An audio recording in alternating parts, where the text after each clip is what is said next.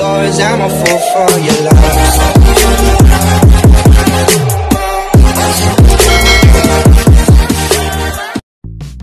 Second set, update tayo ng Creamline at Choco Mucho, kung saan kanina nga ay sobrang dikit ang laban nila pagdating sa set 1, pero dito sa set 2 mukhang dinadaga na ang kupunan ni Cici Rondina pagkatapos ngang matambakan sila ng score sa first technical timeout at nagsunod-sunod pa nga to hanggang sa second technical timeout.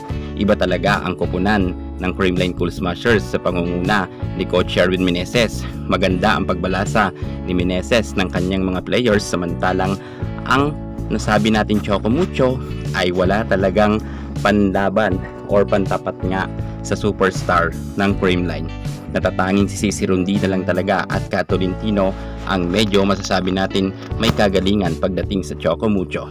Ngunit hindi rin nakakahataw ang mga middle attacker ng Choco. Hindi gaya ng mga nakaraan laban nila ay talagang lumalaban itong si Picaña, pero pagdating nga sa Creamline ay talagang hindi pa uubra ang superstar nila na rookie. Diba talaga ang marami ng experience kagaya ng Creamline Cool Smashers kung saan tambak nga ngayon ang score nila kontra sa Choco Mucho. Subalit pumapalag naman sana sila Isa Molde, Honey Royce Tubino at Kat Tolentino, pero minsan talaga ay sumasablay sila. Mukhang hindi pa talaga nila kaya ang Creamline Cool Smashers pagdating nga sa duluhan na laban. Sa set 1 kanina ay muntikan ng manalo ang Choco Mucho, pero pagdating sa second set ay walang pag-asa na makahabol pa sila dahil sobra na nga ang kalamangan ng Creamline Cool Smashers. Gayunpaman, alam natin na lumalaban naman ang Choco Mucho at ipinapakita naman nila ang kanilang best, ngunit hindi pa talaga sumasapat ito pagdating sa laban kontra sa CCS.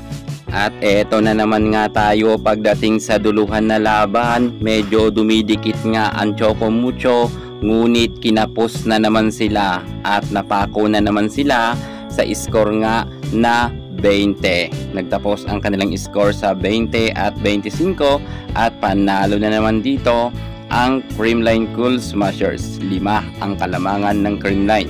Titingnan natin sa third set kung tatapusin na ba ito ng Creamline or makakaisang set rin ang team ng Choco Mucho, pero mukhang malabo na dahil umiinit na ngayon ang all-star ng Creamline Cool Smashers. Ikaw ba naman ang kalaban ni Cici Rondina ay all MVPs? Grabe.